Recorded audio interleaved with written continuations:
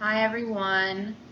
Today we are going over Unit 9. Joe is going to be our arm model again. So Unit 9 is the muscles of the shoulder and the pectoral girdle. So the shoulder is very similar to the pelvic girdle, and the pectoral girdle attaches the upper extremity to the axial skeleton, serves as a base of support for the force and movement that is translated into the upper extremity. So there's many dynamics of the muscles of the upper extremity, and we'll break them down into muscles of the pectoral girdle, muscles that originate on the trunk and then terminate on the arm, and then muscles of the rotator cuff. So those three groups working together both move the shoulder and stabilize the upper extremity during movement. So they do both.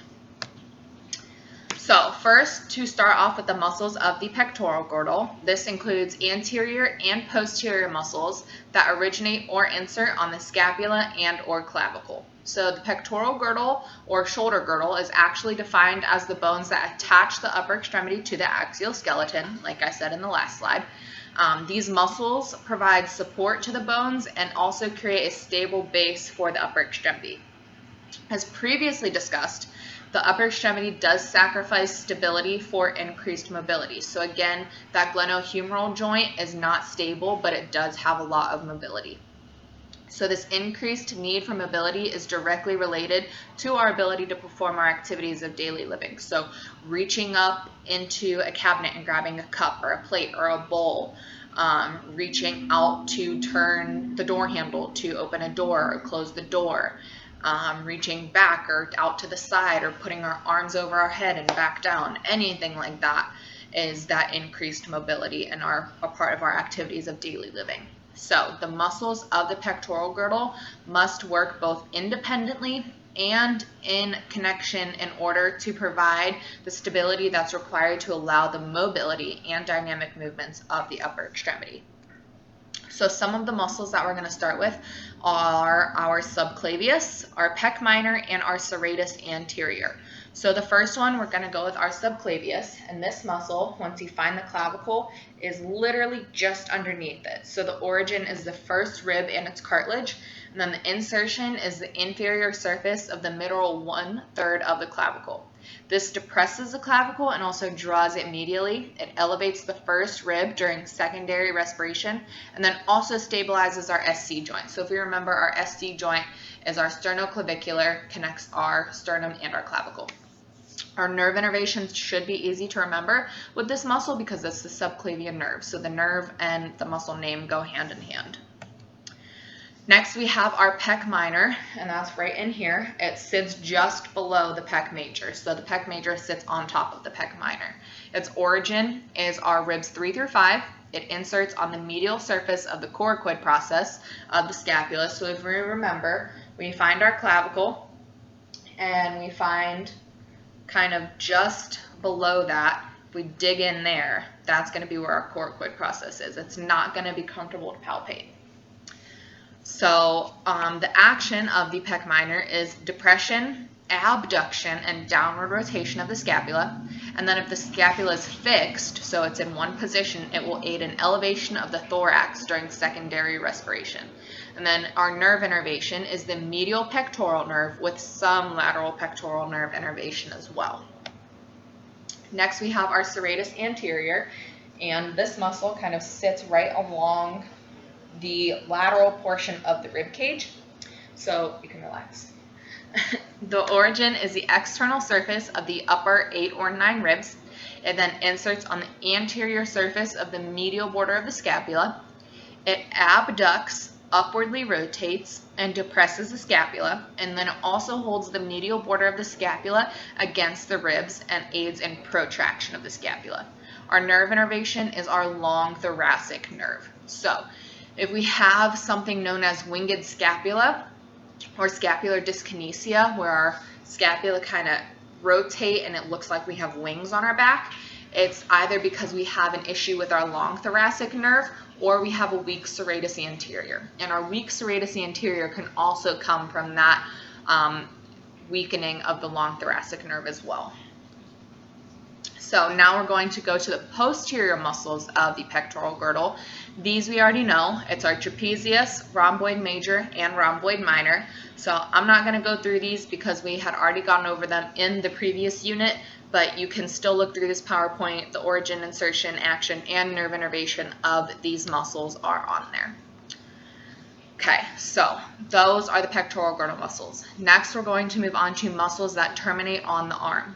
So this is the second set of muscles that we're going to explore.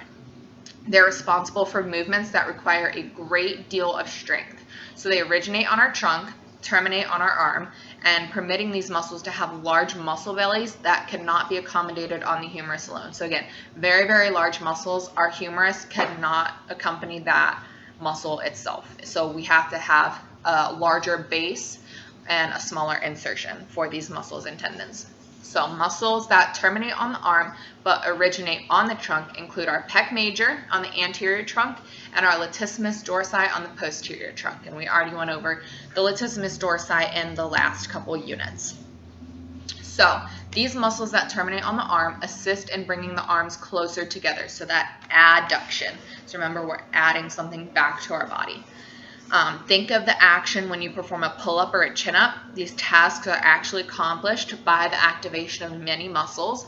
However, the pec and the lats are the ones that provide the great deal of strength that's required to bring the mass of our body closer to our arms. So not only do we bring our arms closer to our body, but we can bring our body closer to our arms. So to start, we're going to do our pec major. Everyone knows where their pec major is at, right here. It's your chest muscle. The origin is the medial one half of the clavicle, sternum, and cartilage of ribs 1 through 6. It inserts on the crest of the greater tubercle of the humerus. And then the action, we have different fibers. So our upper fibers do flexion and horizontal adduction of the GH joint, and then our lower fibers extend the GH joint.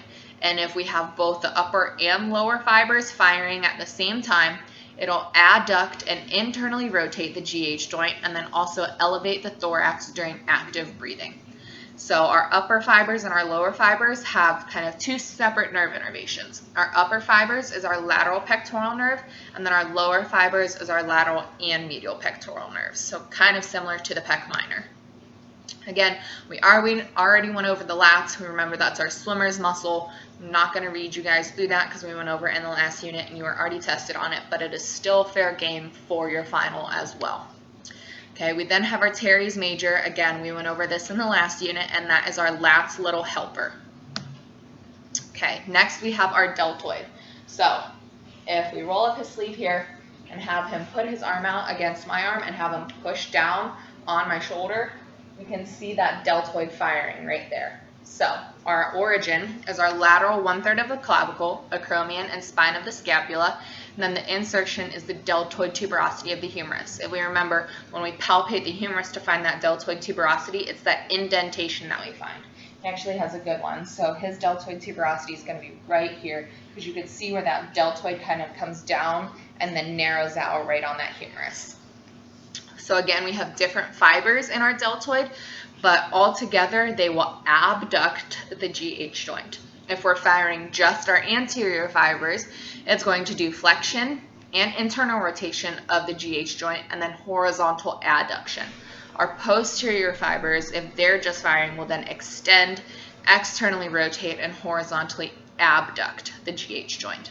Our nerve innervation is our axillary nerve. And then we have our coracobrachialis. So this muscle is kind of right along here. It's a long, skinny muscle. We can't really see it because our biceps cover it. But the origin is the coracoid process of the scapula. It inserts on the medial surface of the mid-humeral shaft, and then this flexes the shoulder and adducts the shoulder. Our nerve innervation is the musculocutaneous nerve. Okay, and then the last group of muscles that we're going to explore is the rotator cuff muscles. So there are 4 muscles in the rotator cuff group. They perform various activities that are essential in stabilizing and centering the humeral head in that glenoid fossa. So if you remember, like I said at the beginning of this lecture and the beginning of the class, the GH joint is a ball and socket synovial joint. So it's really not that stable because it does have a lot of mobility. Remember we said it could be like a golf ball on a tee on a windy day where it can just blow off. And in this case, it could dislocate very easily. Another way of describing it is what I told you at the beginning of this class as well. It's like trying to fit a softball into a small teacup. So a softball is really large.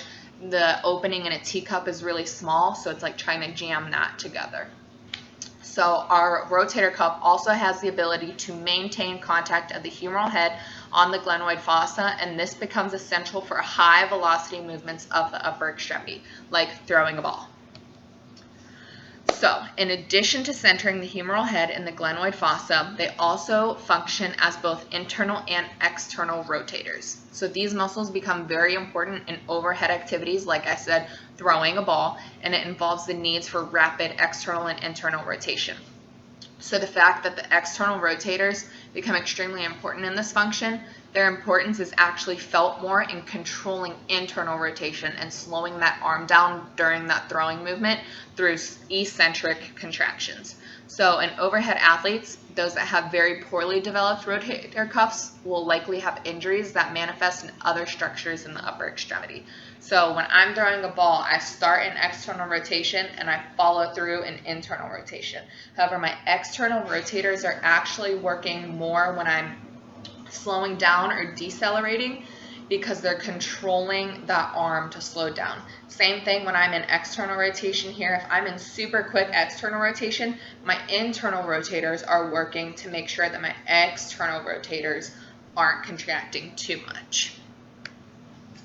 So again, we have 4 muscles for the rotator cuff: the supraspinatus, infraspinatus, teres minor, and subscapularis. An easy way to remember this is these are our sits muscles, S-I-T-S. So the first 3 muscles work in external rotation. So that's our supraspinatus, infraspinatus, and teres minor.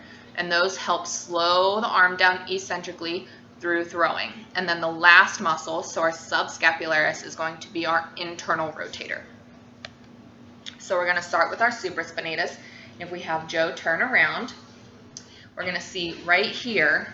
So remember, find that spine of the scapula. Just above it is going to be the supraspinatus. Its origin is the supraspinous fossa. It inserts on the greater tubercle. This stabilizes the head of the humerus and the glenoid fossa, and then again does external rotation. The nerve innervation is the suprascapular nerve. Okay, next we have our infraspinatus. So again, find the spine of that scapula and go just below it. So that origin is going to be the infraspinous fossa of the scapula. Still, because it's an external rotator, it's going to insert on the greater tubercle of the humerus. This does external rotation, and then it also aids in adduction, and then also will stabilize the humeral head in the glenoid fossa. This nerve innervation is still the suprascapular nerve. Lastly is our teres minor. So that's going to come up this way, and it's going to sit above the teres major. This origin is the upper 2/3 of the lateral border of the humerus. The insertion, because it's an external rotator, is still the greater tubercle of the humerus. Again, this does external rotation and aids in adduction, and then also stabilizes the head of the humerus and the glenoid fossa. This does have a different nerve innervation, and it's the axillary nerve. And then we have our subscapularis. So we can't see this, but if he would sit up and we take the front portion of his body off and we see the scapula from an anterior view, that's going to be where your subscapularis is at. So its origin is the subscapular fossa of the scapula. It inserts on the lesser tubercle of the humerus, and it's an internal rotator. However, it does still stabilize the head of the humerus and the glenoid fossa. The nerve innervation is both the upper and lower subscapular nerves. The most commonly torn rotator cuff muscle is going to be the supraspinatus, because that's going to be our main external rotator. Okay, you do have note cards on these muscles due to me by next class period. So when we go over muscles of the forearm, hand, and wrist is when your note cards for the pectoral girdle and rotator cuff are due. If you guys have any questions at all throughout any of this, don't hesitate to email me. See you next time.